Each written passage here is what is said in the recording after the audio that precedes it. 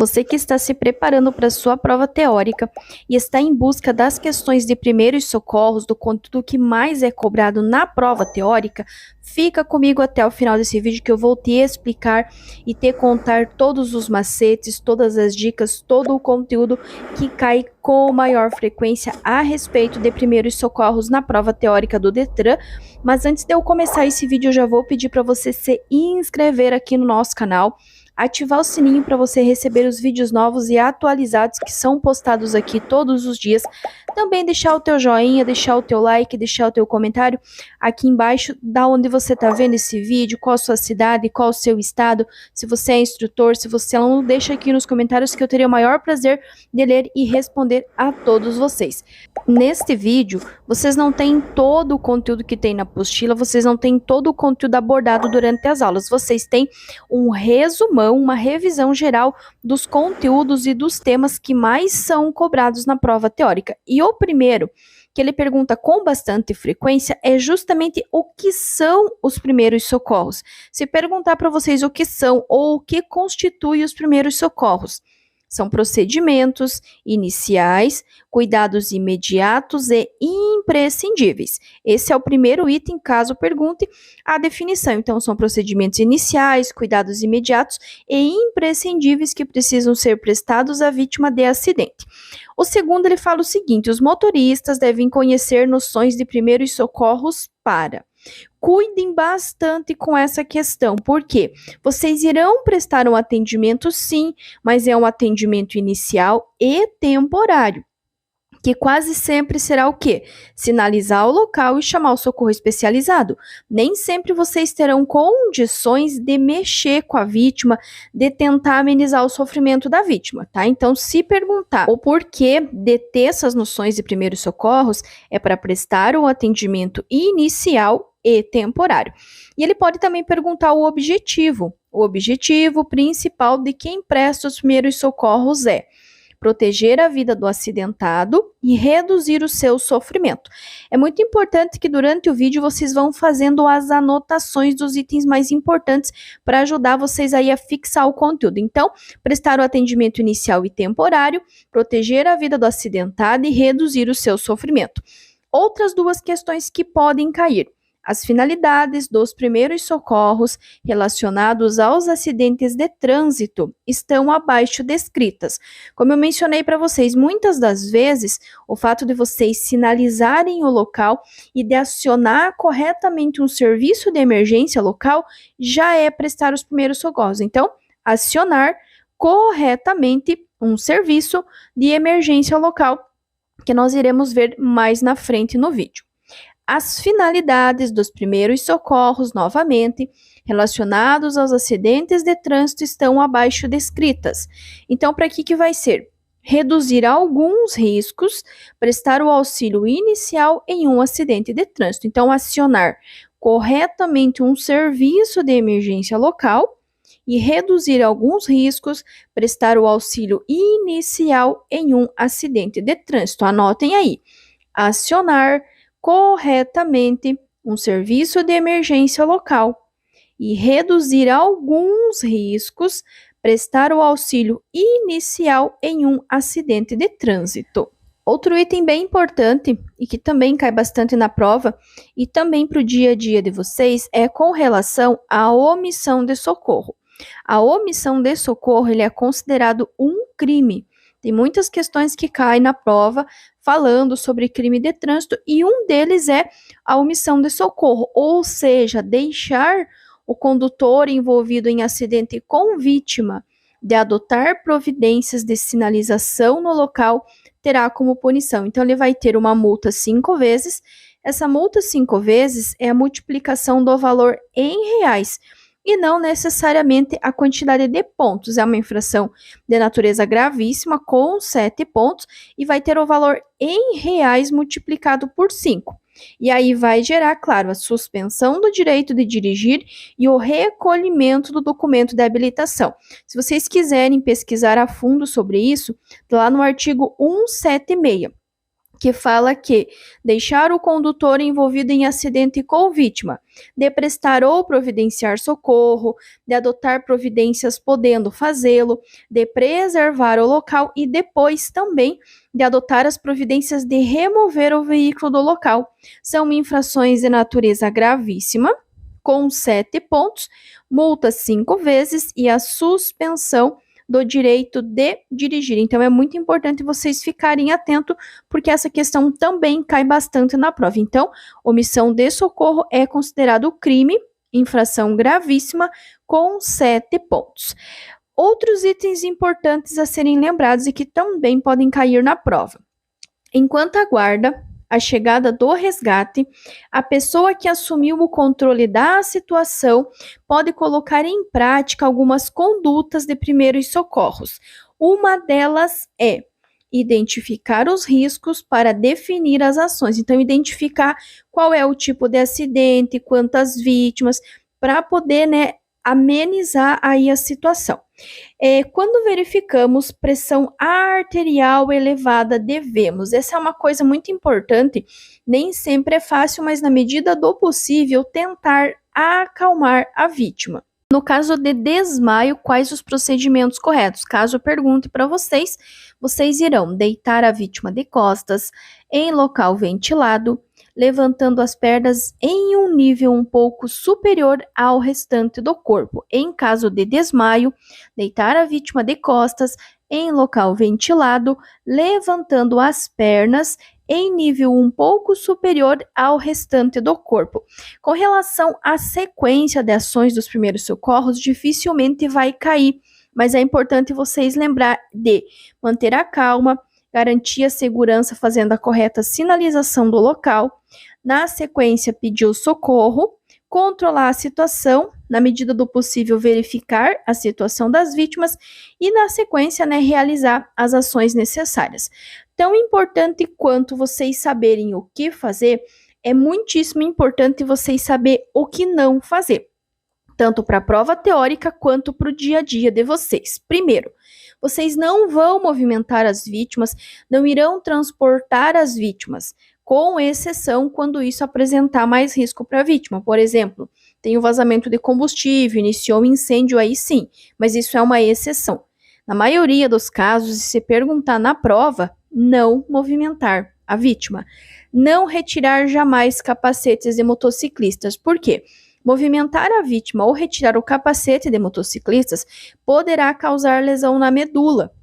Se não for corretamente feito, a pessoa que está sendo socorrida ela poderá ficar paraplégica ou até tetraplégica. Outro item importantíssimo, não dar nada para a vítima tomar ou comer. Existem algumas exceções quando a vítima toma remédios controlados. Se a vítima tiver e comentar e tal, aí existe uma exceção, mas na dúvida é melhor evitar. Não usar medicamentos, nem medicamento caseiro, nem de farmácia, nem manipulado. Não retirar jamais nenhum objeto que esteja encravado no corpo da vítima. Também não entrar em contato com os fluidos corporais da vítima, principalmente sangue, em primeiro lugar, saliva e suor, para evitar o contágio por doenças infecto-contagiosas. E verificar se o cinto não está dificultando a respiração. Se caso estiver dificultando a respiração, aí vocês podem soltar o cinto, mas evita mexer na vítima. Outra coisa importante que eu gostaria que vocês anotassem e que cai com muita frequência e os alunos acabam errando. Vocês não vão, atenção, vocês não vão usar técnica nem simples, muito menos complexa. Vocês não têm treinamento na área, vocês não são enfermeiros, socorrista, nem são do corpo de bombeiros para utilizar técnica, nem simples e nem complexa. Cuida com esse item porque cai bastante. Geralmente ele dá lá 3 números romanos e entre eles está usar técnicas simples ou complexas. Vocês não vão usar.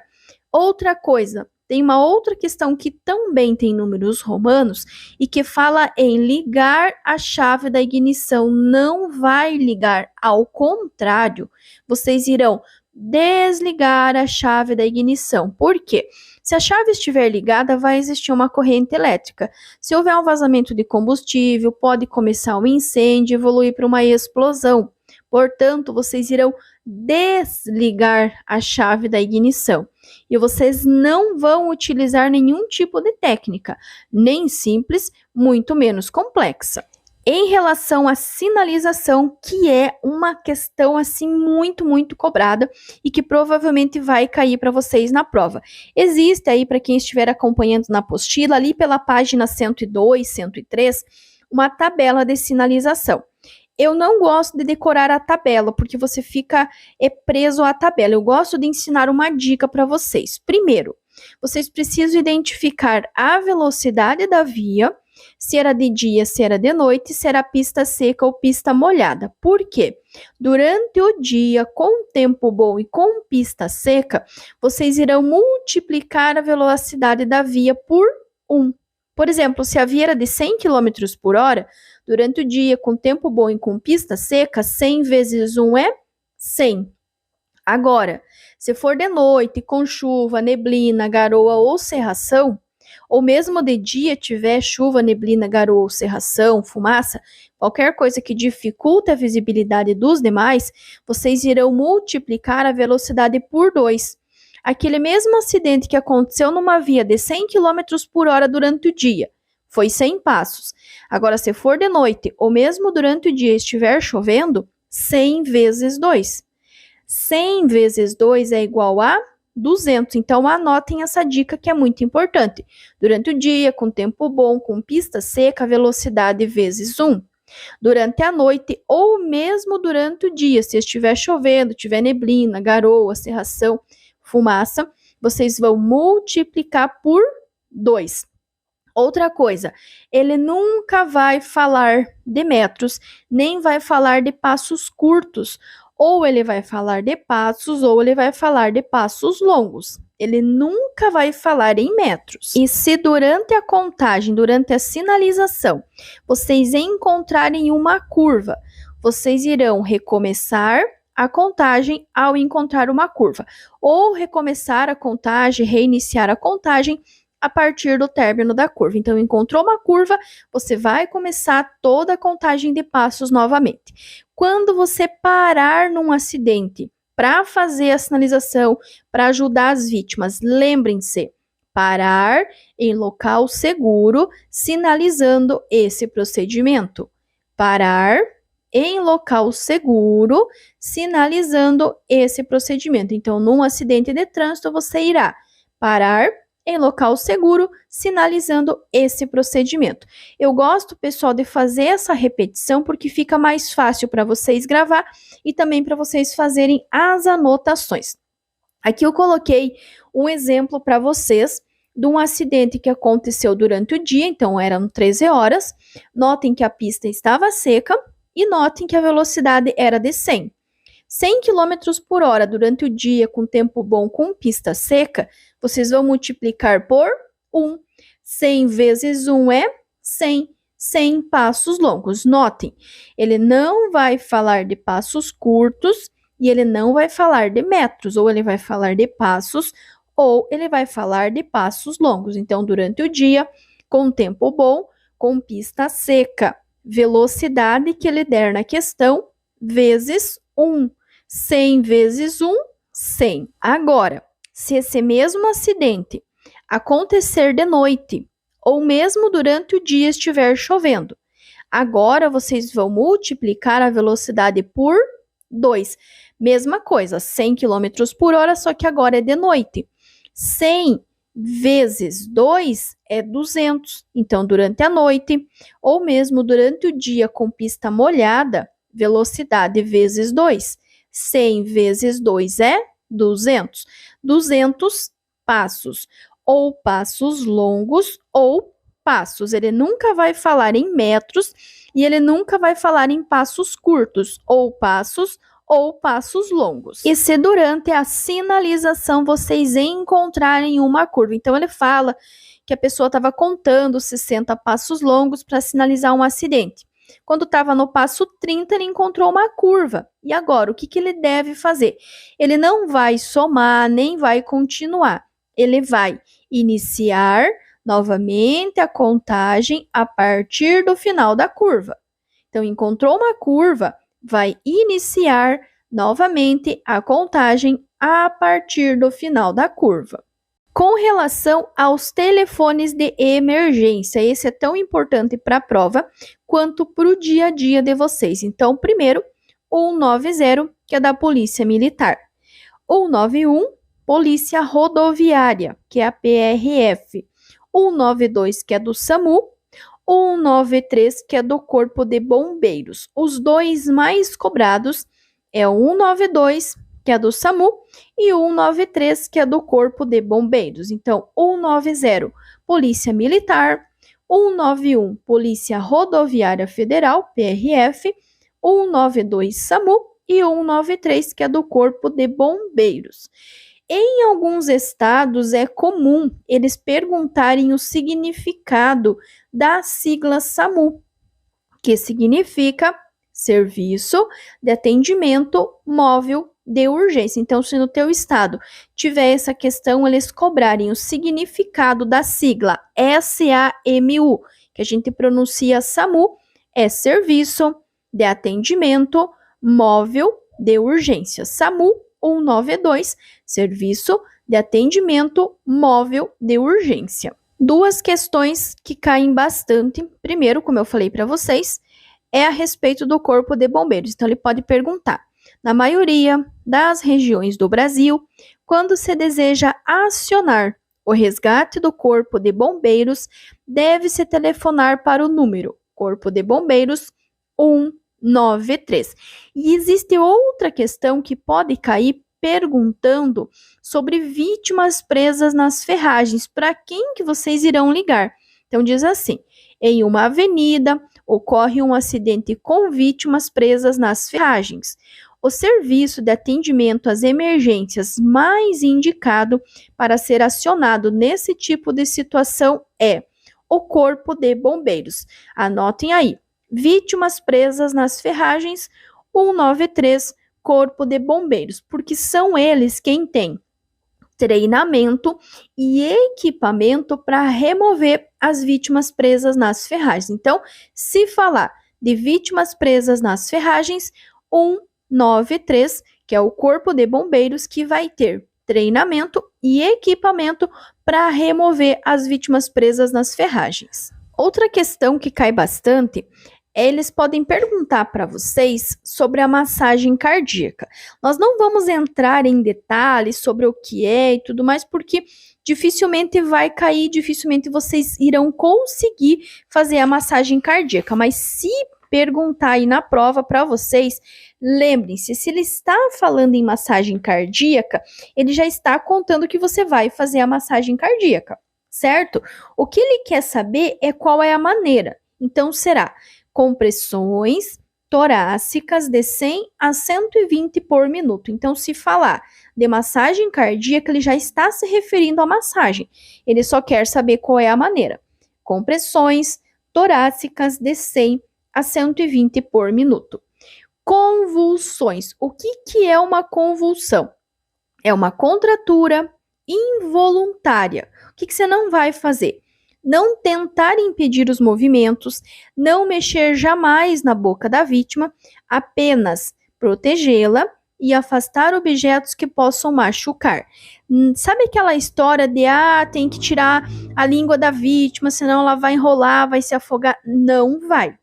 Convulsão não se mexe na boca da vítima, porque se você for mexer, é bem provável que ela vá te machucar. Então, contratura involuntária, convulsão. Não tenta impedir os movimentos, não mexer na boca da vítima, apenas protegê-la e afastar objetos que possam machucá-la. Diferente do estado de choque. O que é o estado de choque? É quando a respiração está fraca, a pessoa ela não está reagindo corretamente, ela levou um susto muito grande, ela está tendo uma hemorragia. É muito comum nessas situações a vítima ficar num estado de choque. O que vocês irão fazer na vítima com estado de choque. Agora sim, vocês irão remover da boca da vítima qualquer objeto que ela possa engolir e aí sim possa vir a sufocar. No estado de choque, sim, vocês podem remover aparelhos dentários, objetos que estejam na boca da vítima, no estado de choque, que é quando a pessoa sofre uma emoção forte, o pulso está fraco e rápido, a pessoa sente fraqueza e também pode vir a ficar inconsciente. Neste caso, no estado de choque, aí sim vocês podem remover aí da boca da vítima, né, objetos que ela possa vir engolir e sufocar.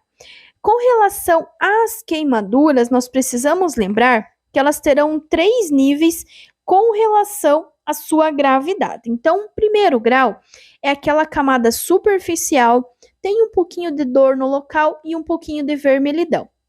É aquela queimadura que nós fazemos no dia a dia, quando a gente vai fazer algum tipo de fritura, às vezes vai abrir a tampa da panela, vem aquele vapor quente e que causa uma certa ardência na pele, um pouquinho de vermelhidão, isso é uma queimadura de primeiro grau. A de segundo grau, ela já atinge as camadas mais profundas da pele, é quando tem a formação de bolha. Fui lá fritar um pastel, acabou espirrando banho na minha mão e fez bolha.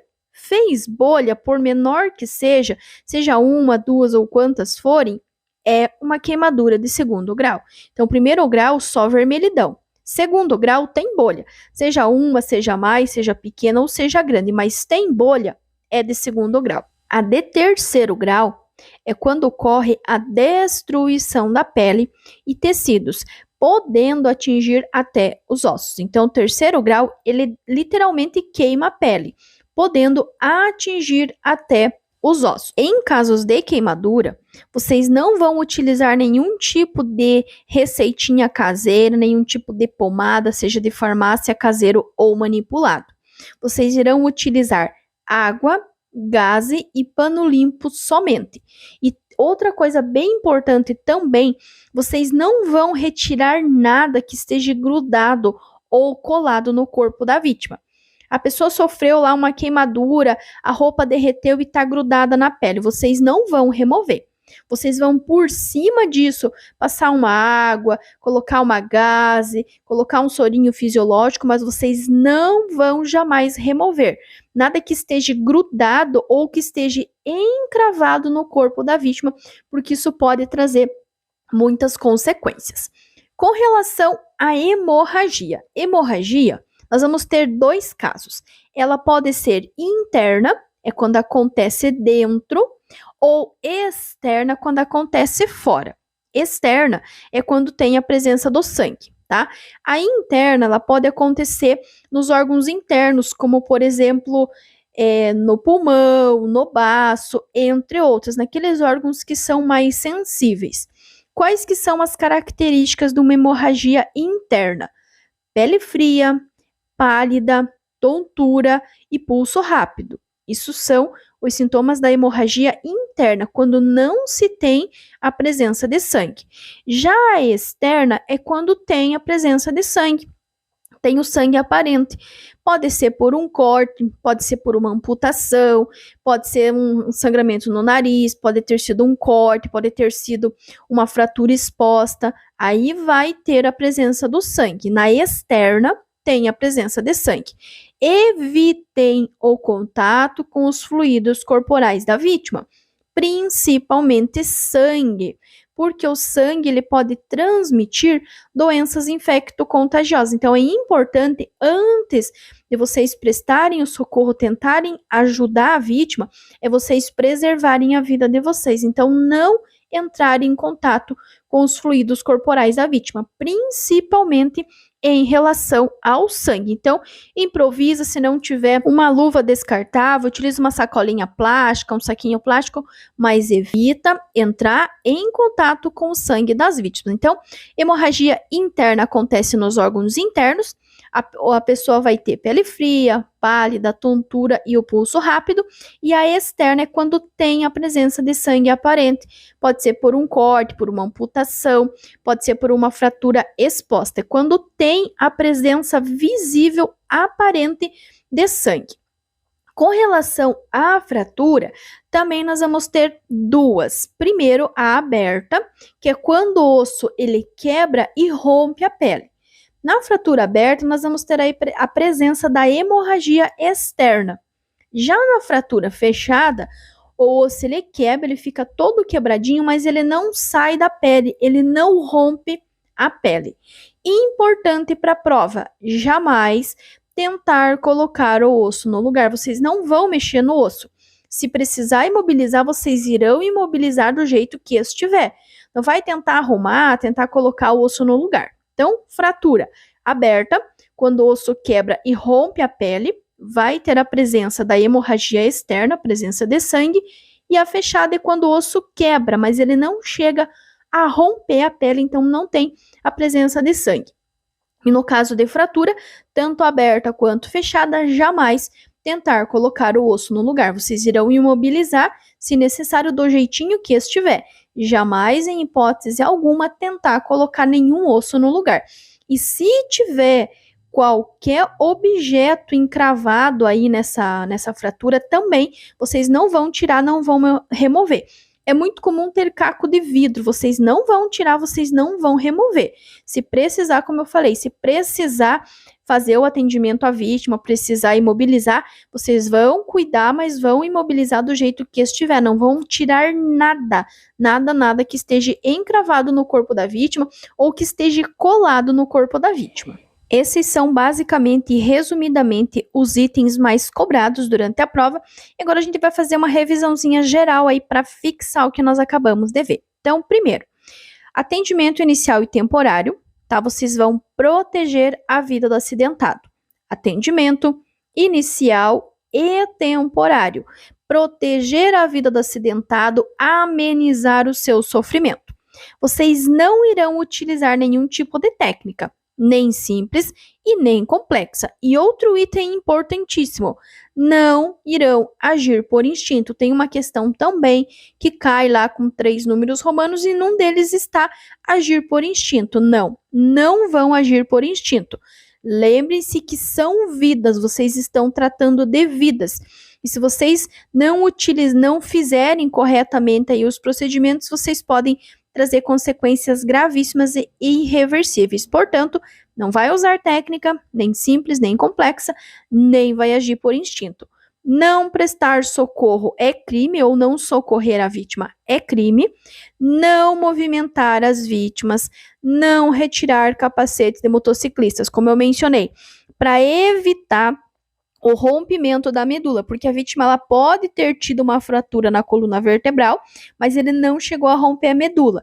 Aí, se vocês forem lá, acabarem movimentando essa vítima de forma errada, ou mesmo tirando o capacete do motociclista, poderá romper a medula e a pessoa ficar paraplégico ou até tetraplégico. Paraplégico, que é da cintura para baixo, ou até tetraplégico, que é do pescoço para baixo. Então, primeiros socorros, atendimento inicial e temporário, proteger a vida do acidentado, reduzir ou amenizar o seu sofrimento, não vai usar técnicas nem simples e nem complexas, não vai agir por instinto, não prestar socorro é considerado um crime de trânsito, não movimentar, não mexer as vítimas e não retirar nenhum objeto que esteja encravado ou grudado no corpo da vítima e não tirar capacete de motociclistas para evitar romper a medula. Não dar nada para a vítima beber ou comer, tem aquela exceção quando a pessoa toma remédio controlado,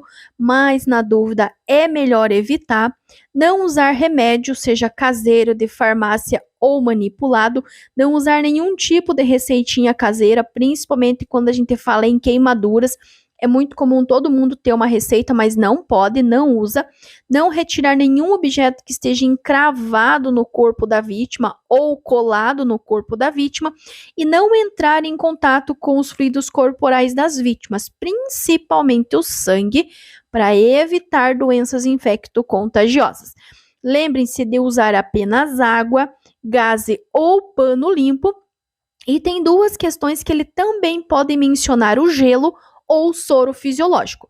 Soro ou gelo pode-se usar sem problema algum, se caso você estiver por um acidente na cidade sem problema nenhum, mas Basicamente, usar água, gaze ou pano limpo e, se tiver, gelo ou soro fisiológico. Então, não dar nada para as vítimas beber ou comer, nem bebida quente, nem bebida gelada, nada para a vítima beber. Não usar nenhum tipo de remédio, não usar nenhum tipo de receitinha caseira, não retirar nenhum objeto que esteja encravado ou colado no corpo da vítima, não entrar em contato com o sangue das vítimas, usar apenas água, gaze ou pano limpo, em 2 exceções, gelo ou soro fisiológico. Se tiver lá na resposta o complemento do gelo, pode marcar que está certo, ou se tiver o complemento do soro fisiológico também, pode marcar porque vai estar correto. Reforçando mais uma vez que durante os primeiros socorros vocês não irão utilizar nenhum tipo de técnica, nem simples, nem complexa, e vocês irão desligar a chave da ignição. Não vai usar técnica, nem simples, muito menos complexa, vai desligar a chave da ignição e jamais agir por instinto ou por impulso. Não agir por instinto nem por impulso, não usar técnicas nem simples e nem complexas e sempre desligar a chave da ignição.